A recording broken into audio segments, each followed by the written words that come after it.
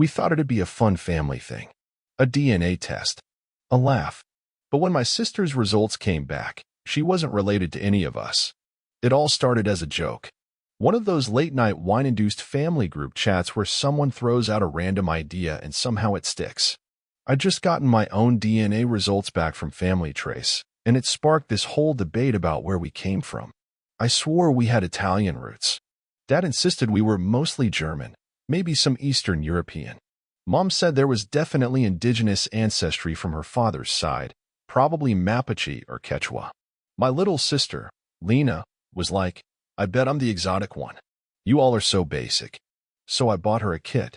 Before we go further, don't forget to like this story, hit subscribe, and tap the bell so you don't miss what happens next, not because we needed answers, just because it sounded fun. A quirky little family activity. Lena was 21. Just graduated. She still lived at home but was already sending out grad school applications and working part-time at a library downtown.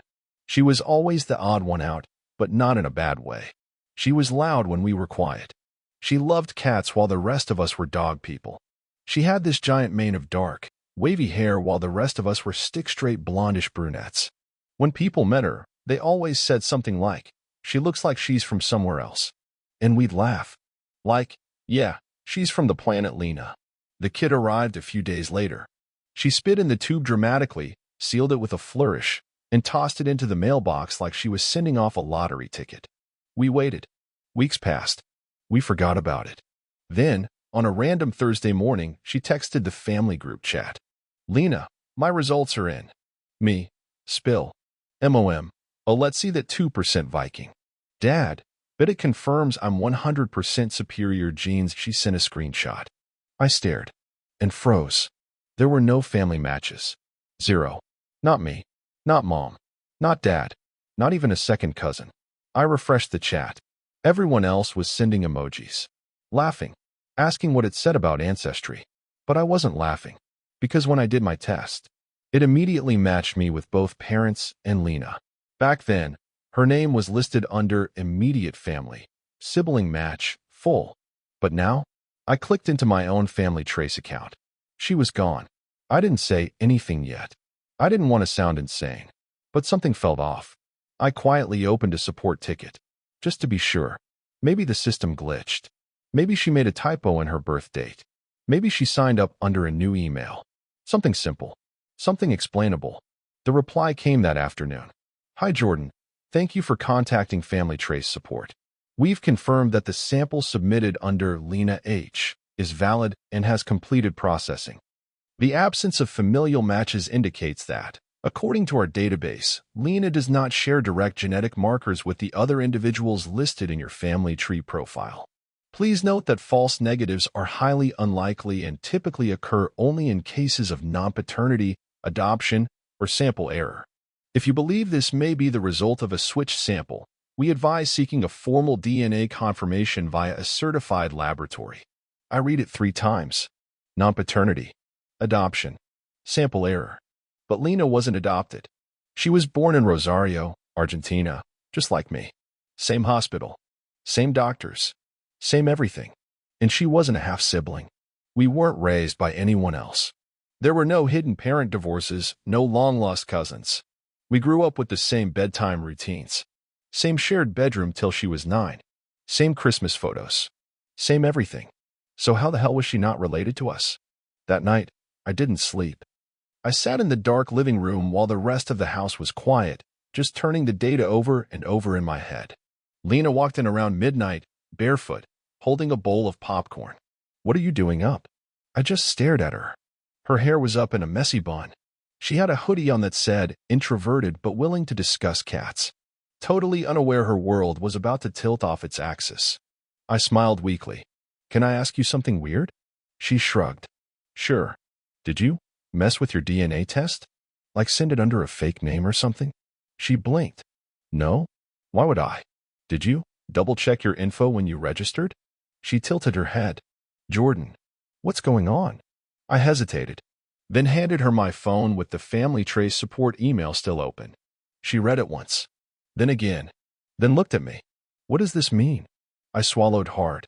It means Your DNA doesn't match mine. Or Mom's. Or Dad's. Her mouth opened. Closed. Are you saying I was switched? Like, at birth? I didn't answer. Because I didn't know. Her popcorn dropped to the floor. The cat wandered in and sniffed it. Neither of us moved. Because suddenly, nothing felt real. First you doubt the science. Then you doubt your memory. Then you doubt everything. After Lena read the email, she didn't say a word. She just stared into space like someone had pulled the ground out from under her and forgot to tell her where to land. I sat next to her on the couch, both of us frozen. The TV was still on. A muted cooking show played in the background. It felt obscene, like the world should have stopped spinning, and instead, someone was flambeing a peach tart on live television. I tried to reason through it out loud. Maybe it was a sample error. Like, maybe someone mixed up the tubes at the lab. Or maybe there's a weird bug in the system. Or what if you got someone else's result? Lena just blinked. Then why does the ethnicity report look like, not me? I paused. Because that's what I hadn't said out loud yet. But I'd seen it too. Her breakdown wasn't even close to ours. Our family DNA leaned heavily European. Mom's side, 60% Spanish, 20% Basque, a trace of indigenous ancestry. Dad's side, a mix of Germanic and some vague Eastern European blend. Mine looked like that. So did our older cousin, who also did a kid a year ago. But Lena? She was 65% North African, 25% Middle Eastern, and 10% Italian/Sicilian. No shared segments. No sibling match. Zero genetic overlap. Lena eventually spoke. Soft. Shaky. So what does this mean, like, realistically? That Mom and Dad aren't my parents. I wanted to say, no. I wanted to say, don't worry. It's all just a weird glitch. But the numbers didn't lie. The charts didn't lie. The empty matches list didn't lie. So instead, I said, let's test everyone. The next day, I bought 3 more kits. One for Mom, one for Dad, one for me again, just to rule out a tech fluke. I paid for expedited shipping. Lena didn't even flinch when I handed her the extra one.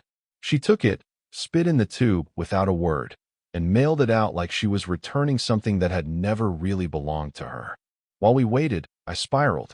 Not visibly, not dramatically, just internally, like I was peeling back every moment in our childhood looking for signs I had missed. Was there ever a time someone hinted something was off? Did Mom ever hesitate during a story about Lena's birth? Was Lena really born in the same hospital as me? We were both born at St. Clair Medical Center in Rosario, Argentina. 2 years apart. Same doctor. Same maternity ward. I called the hospital. Tried to ask casual questions. The woman on the line was polite, but stiff. Sorry, we don't release birth records unless you're the listed parent or the individual themselves. You'll need official documentation. I called again using Mom's name. Still no luck. A few nights later, Dad noticed something was off. He found me in the garage, cleaning out an old plastic bin labeled baby stuff. Inside were blankets, a pacifier, a torn pink onesie with Lena's name embroidered across the chest. Jordan, he asked, confused. What are you doing? I didn't know how to say it gently. So I didn't. I turned around, held out the family trace report, and let him read.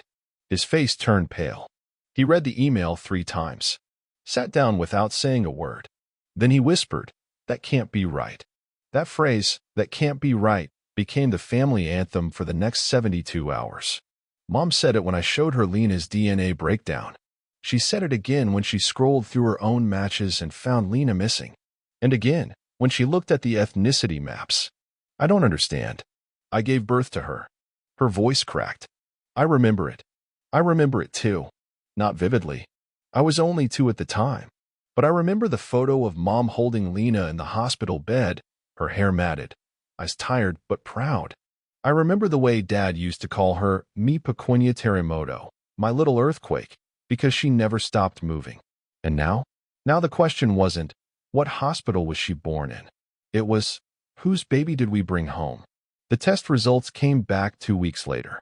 Expedited, but they still felt like the longest wait of our lives. I opened mine first. Match with both parents. No anomalies. Just like before. Dad same. Mom same. Then, Lena. She sat across from me in silence while I clicked into her profile. The results loaded. I stared. She was not biologically related to either of them. Zero match. Zero shared markers. Zero chance. Mom gasped, like she'd been physically struck. Dad sat down hard on the couch. Lena? She just stood there, motionless. Then, without a word, she walked upstairs. I sat in the hallway for half an hour, listening to the silence upstairs. Eventually, I knocked on her door. Lena? No answer. I cracked it open. She was lying on her bed, face down. I sat beside her, not saying anything. She spoke without looking at me. I don't know who I am. My heart shattered, because I didn't have a good answer. She may not share my DNA, but I carried her. I raised her. I know she's mine. The morning after Lena's test results came back, the house was so quiet it felt like walking through an abandoned museum. Mom didn't make her usual Saturday breakfast. Dad didn't turn on the radio. Lena didn't come out of her room. I stood in the kitchen, pouring black coffee into a mug with my name on it. A gift from Lena on my birthday 3 years ago. She'd painted it herself. The handle was shaped like a cat's tail. Now it felt like I was holding a grenade. I found Mom in the backyard, sitting on the old swing chair. She hadn't brushed her hair. She was wearing one of Dad's oversized sweaters, knees tucked to her chest like she was trying to make herself smaller than the truth. She didn't look up when I stepped outside. I sat down beside her. We have to talk. She nodded. Slowly. But she still didn't look at me. I swear to you, she said, barely audible, I gave birth to her. I know I did. We sat in silence. Then I asked the question that had been clawing at me for days. Is there any chance? Anything weird that day? Something that felt off. She hesitated, then whispered, the delivery was rough. The epidural didn't fully kick in. I was in labor for 14 hours. There were 3 babies born that night, I think. 3. She nodded. One was ours. The second came in with an emergency. And the third? I don't remember much. Just that the maternity wing was understaffed. They had a nurse from another department helping. It was chaotic. Her eyes glazed over. I remember they took Lena away for a bit, said they needed to run a few standard tests. When they brought her back, she was crying. I was so tired, I didn't question it. I held her. I fed her. She finally looked at me. She was mine. She is mine. And I believed her. But the numbers? They didn't. We decided not to tell Lena everything yet. Not until we had more information. So Dad and I dug in. We contacted St. Clara Medical Center in Rosario. I sent emails, left voicemails, filled out forms. Eventually, I got through to a woman named AmITheA who worked in records. She was professional, kind, but hesitant. We can't release neonatal records without proper legal authorization, she explained. Especially for children born before 2005. Older documentation may not be digitized. We think there was a mix-up, I said. My sister, she might not be biologically related to our family. And there's another family out there who raised our child. There was a long pause on the other end. That has happened before, she admitted quietly. AmITheA told us we would need to file a formal request through their medical board. She couldn't promise we'd get everything, but she could flag the files from Lena's birth date. We did it that afternoon. I uploaded the DNA results, our IDs, the test certificates, all of it. That night, Lena finally came downstairs. She hadn't said a word to any of us in 2 days. But now, she stood in the doorway, looking pale and tired, holding something in her hand. It was a framed photo. Us, at her high school graduation. She was in her cap and gown, holding her diploma like a trophy, beaming. I was next to her, arm around her shoulder. Mom and Dad on either side. One family. For people. One lie. She set the frame down on the table and said, flatly, "So who am I?" No one answered, because no one could. So I walked over and sat next to her. "You're Lena. You're my sister. That hasn't changed." She shook her head. "But I'm not Mom and Dad's daughter. Not biologically." "No, then who is?" That hit like a train, because that was the other side of the coin. If Lena wasn't Sandra and Roy's daughter, then someone else's daughter was. And somewhere, there was another family raising a child that should have been ours. The next week was a fog. We tried to keep things normal. Tried. But there was this heavy presence in the house now. Like we were living with a ghost none of us could see. Mom started going through old journals. Dad started pacing every night, muttering timelines to himself. Lena barely ate. And me? I just waited. Waited for anything from the hospital. It finally came. An email from Lucia. Subject: requested files. Possible identity irregularity attached was a PDF. Scanned, grainy, clearly pulled from paper records. But it was there. 2 patient records from that night. Sandra H., C-section delivery. Female infant. Transferred to room 302. In SL, emergency delivery. Female infant. Transferred to room 304. But in the nurse's handwritten notes? A strange detail. Both babies were taken for standard tests within an hour of birth. Same nurse. Same initials. And in the discharge section? Both babies were released the following day, but the tags listed room 302 for both. I read that line 3 times. Then a 4th. Then I printed it. Brought it to Mom. She stared at it. Then whispered, "They gave me the wrong baby." And then, louder, like she needed to believe it herself, "But she's still my baby." And broke. When the results came in, we didn't just lose a sister. We lost the illusion that we were ever whole. After Mom said the words, "But she's still my baby," the room cracked in half. She collapsed into Dad's arms, sobbing. Dad was shaking, trying to hold it together, mumbling, "This can't be. This can't be right." But it was right. The DNA test said it. The hospital documents confirmed it. Lena's blank expression sealed it. She stood in the doorway, arms crossed, like a stranger who'd wandered into the wrong movie and now couldn't figure out how to exit the scene. Later that night, she sat across from me at the kitchen table. Neither of us said anything at first. I passed her a cup of tea. She didn't drink it. Then she finally spoke. "So what now?" I had no idea. I was the one who'd started all this. The one who bought the test. The one who asked the questions. And now, I felt like I'd detonated a bomb in the middle of our lives. Dad tried to keep up the routine, acting like Lena was the same girl he'd raised, even when everything about her presence in our home now felt like an unanswered question. He kept calling her princess, kept refilling her plate at dinner, kept offering to drive her to work. But Lena? She started shrinking away. She didn't snap. She didn't scream. She just faded. Stopped speaking. Stopped making eye contact. Stopped being her. Mom, meanwhile, spiraled. She went into full denial mode. She pulled out baby books, hospital wristbands, footprint cards. She stared at a photo of Lena as a newborn for 10 minutes straight before whispering, "She looks like me here, doesn't she?" She didn't. Not really. We just wanted her to. A week later, Lena dropped the first bomb. "I want to find them." I blinked. Find who? My real parents. It stung.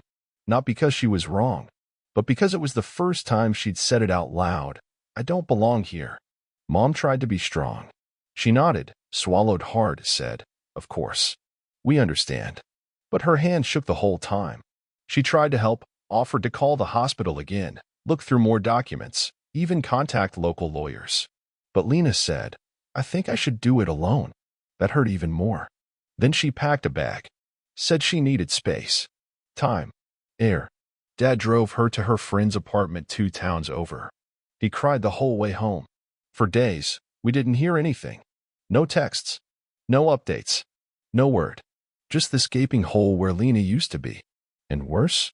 I couldn't stop thinking that it was my fault. I tried telling myself that it wasn't. That the truth was inevitable. That this wasn't about the test. It was about the mistake 21 years ago. But guilt doesn't care about logic. Guilt just sinks in, like a cold fog, and wraps itself around your chest until you can't breathe, without feeling like every inhale is a betrayal. I thought about the little things. The time we learned how to ride bikes together. The inside jokes. The fights over who got the last waffle. The dumb prank where she filled my shampoo bottle with glue. The Christmas she gave me a playlist called Songs for When You Forget You Matter. She'd always been my sister, even if she wasn't. One night, Mom found me on the porch staring out at the road. "I can't sleep," I said. She sat beside me. "Me neither." Long silence. Then, "Do you regret it?" she asked. "Buying that test." I thought about lying, but instead I said, "I don't know." She looked older than I'd ever seen her. Not just tired, drained. Every day since the results came back, I've felt like someone stole something from me, she said. But the worst part is knowing that maybe I've been living with someone else's child all this time. That another mother out there is missing my baby, and I didn't even know. Her voice cracked. I should have known. I should have felt something. I shook my head. You couldn't have known. None of us could. But part of me wasn't sure. Because sometimes I had noticed how Lena always seemed to step to the left of us. How she never quite looked like either parent. How she never quite fit. We just never asked. Because asking meant accepting a truth we couldn't handle. Days turned into a week. Then 2. Still no word from Lena. Dad started checking the front porch every morning like she might just show up again, suitcase in hand, ready to come home. Mom baked her favorite cookies and left them in the freezer. I kept checking my phone like a teenager after a breakup. Nothing. Then, one night, a letter arrived. Not an email. Not a text. A handwritten letter, addressed in Lena's loopy cursive. We sat around the kitchen table and read it together. I don't hate you. I just need to understand who I am. I can't sit in that house right now and pretend everything's normal. I still love you. You raised me. You are my family. But I feel like I've been living someone else's life. I need time to figure out if I'm Lena or if I'm someone else entirely. Please don't come looking for me. I'll reach out when I'm ready. Mom sobbed. Dad stood up and walked outside without a word. And me? I just sat there, gripping the letter, heart pounding like I'd just lost someone, not to death, but to identity. Because we hadn't just lost Lena. We'd lost the story we'd built around her. And we had no idea if she was ever coming back. For every child switched at birth, there's another one, living the life you were meant to have. And you'll never stop wondering if she knows. The hardest part wasn't the silence. It was the waiting. Lena was gone. Her bed made. Her closet half empty. The mug she always used, the blue one with the chip in the handle, still sitting on the drying rack, untouched for weeks. The house didn't feel like a home anymore. It felt like a museum of memories we weren't sure belonged to us anymore. Mom became obsessed with the baby book. Not Lena's. Hers. The one with the name, Camila, scribbled at the top. The name Mom and Dad had picked before she was born. She flipped through it like it held some secret spell that would make the last month go away. These footprints. I watched them be taken. I watched it happen. She said that every few days. Like repeating it made it truer. But it didn't change the fact that somewhere, maybe only miles away, there was another girl walking around who had our blood in her veins, and no idea. I finally called the hospital again. St. Clara Medical Center. Lucia was still our contact. We flagged the records from that week, she said.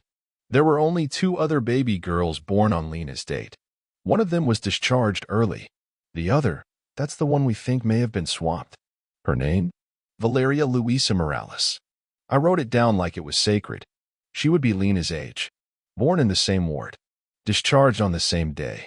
Same nurse initials on the transfer slip. Everything lined up. Except her life. Lucia said the Morales family had since moved. No forwarding address. No updated contact information. Just a cold trail, 2 decades old. I didn't tell Mom right away. She wasn't ready. But I told Dad. He sat there in his workshop, sanding a broken chair he hadn't fixed in weeks. I handed him the printout. He didn't say anything. Just nodded once and quietly asked, "Do you think she looks like us?" I shrugged. I don't know. I haven't found any photos. He picked up the chair leg again and stared at it. She was probably at someone else's birthday party last month. Maybe she has a brother. Maybe she thinks he's hers. That one hit hard. Because that was me. Meanwhile, Lena was searching too. She didn't tell us where she went, but she called once. Just me. Blocked number. Static line. Quiet voice. I'm in Buenos Aires for now. There's a genealogy center here. I'm trying to see if anyone matches the name in SL, the other mother on the records. I paused. Are you okay? Long pause. I don't know what I am. She was different. Not angry. Not even sad. Just disconnected. Like her identity had been peeled off, and she hadn't found the new label yet. I asked her, "Do you still want to find her?" The girl who was, well, switched. She said something I'll never forget. I need to know she's okay. I need to know she didn't lose what I had. Because whatever that was, however fake it might have been, it was real to me. She hung up before I could say anything else. A few days later, I got an email. A distant match popped up on Family Trace. Third cousin to Lena. A woman named Reina Valdez, age 45, living in Mendoza. I reached out. No reply at first. Then, for days later, a message. Hi. I don't know if I'm the right person, but I have a niece named Valeria Morales. She was born in Rosario. Always wondered why she looked nothing like her mom. I dropped my phone, picked it back up, texted Lena. We found her. She didn't answer right away. Hours passed. Then finally, I'm not ready. I blinked. What? I thought I was. But I'm not. I don't know what I'll say to her, or if she even wants to know. And suddenly, I got it. This wasn't just about finding the other girl. It was about facing her. The mirror version of your life. Raised by your parents. Sitting at your table. Calling your brother hers. And the worst part? You can't even be mad at her. Because she didn't choose this either. The next week was slow. Lena went off the grid again. Mom cried at the grocery store. Dad stared into the fire pit every night. I checked the Morales girl's Facebook profile more times than I'll admit. Yeah, I found it. Private account. Few photos. One public image of her with a group of friends, smiling, tan, dimples that looked a hell of a lot like Dad's. I wanted to message her. I didn't. It wasn't my place. Instead, I wrote a note. I didn't send it, but I wrote it. *hi. I think you're the person who was supposed to be in my life. And I think someone very dear to me has been living in your place. We didn't mean to take anything from you, but I think we lost something too. If you ever want to know who we are, we're here. Jordan. I printed it, folded it, put it in a drawer. Just in case. Blood makes you, but love keeps you. And sometimes, the family you thought was yours still is. A month passed after the email from Reina Valdez. The message that confirmed it, that Valeria Morales, the girl raised by Ines L., was almost certainly our biological sister. That Lena had, for 21 years, been growing up in someone else's life. And vice versa. But still, Lena didn't make contact. She stayed quiet. She didn't disappear completely. We exchanged a few texts. A phone call here and there. Always short. Always polite. But never personal. She was living in Mendoza now, renting a tiny apartment with a loft bed and a mini fridge. Working at a cafe near the university. She said she needed distance.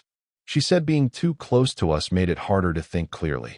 I didn't argue, because honestly, I got it. At home, things settled, but they never really healed. Mom was trying. She baked more, cleaned obsessively, left candles burning in Lena's room, even when no one was home. Dad, though, he got quiet, stoic, like something in him had shut off and refused to reboot. One night, I caught him in the garage, staring at an old box of Lena's childhood drawings. He didn't say anything, just handed me a crayon sketch of a little girl with big hair and crooked glasses, riding a dragon labeled, "Me and Big Bro." He smiled, but his eyes were glassy. "That's the only version of her I care about," he said. Then he went back to sanding a stool that didn't need fixing. I didn't push Lena, but I kept checking the Morales girl's profile. Valeria. She looked so normal. A girl with a sunny smile and the same cleft in her chin that Dad has. Photos with a golden retriever. A graduation ceremony. A picture of her and her mom holding matching mugs that said, "Mi Vida." Each time I saw it, I felt something strange. Not jealousy. Not anger. Just this quiet ache. Like I was looking at a twin I'd never meet. Then one night, Lena called. I met her. Just like that. No build-up. I stood up straight in my room like someone had poured ice down my spine. Valeria. Yeah. And. Long pause. She didn't know. She'd messaged her through Facebook. Simple. Direct. Explained the test. The records. The names. The possibility. Valeria hadn't believed it. Not at first. But after Lena offered to take another DNA test, she agreed. It came back 2 days ago. 99.9999% sibling match. She was raised by Ines. Single mom. Quiet life. She always knew something was off, though. Like her mom looked nothing like her. Said people used to ask if she was adopted. Is she okay? She's calm. Curious. Kinda sweet, actually. Said she'd always wanted a sibling. Are you going to meet Mom and Dad's real daughter? Lena went quiet. Then she said, they already have one. And I swear, I felt something shift in my chest. Lena came home a week later. She didn't announce it. She didn't send a countdown text. She just walked in, dropped her suitcase in the hallway, and stood in the kitchen like no time had passed at all. Mom cried so hard she nearly collapsed. Dad just hugged her and whispered, I'm sorry, I didn't know. And Lena said, I didn't either. We sat around the table that night, the four of us. The same way we always had, but different. No one talked about DNA. No one said real or fake or blood. We just talked, laughed. Lena showed us pictures of Mendoza. Mom made her favorite empanadas. Dad told that stupid story about his high school band again. And I realized we were never not a family. We were just interrupted. Lena keeps in touch with Valeria now. They're not best friends, not instant sisters, but they message, occasionally call. Valeria isn't ready to meet Mom and Dad, and Mom and Dad aren't ready to meet her either. Not yet, maybe not ever. But Lena says there's no pressure, because love doesn't have a deadline. And identity? Well, it's not something you find. It's something you build. The funny thing is, we never found the other version of Lena, the one who was raised in Valeria's place. There's no photos of her in baby books, no fingerprints to trace, no record that says, here's the moment we made a mistake. All we have is a memory of a hospital, a nurse's initials, and two girls whose lives were switched like luggage on the wrong carousel. Lena bought us all mugs this Christmas. Handmade. One word on each. Mine said, Anchor Dads, Soft Moms, Brave, and hers. Found Lena may not have been born into their family, but she was raised in it. And in the end, she chose to stay, not because of DNA, but because of love, memory, and the quiet understanding that family isn't what makes you. It's what holds you. If this story touched you, share it with someone who remembers those days too.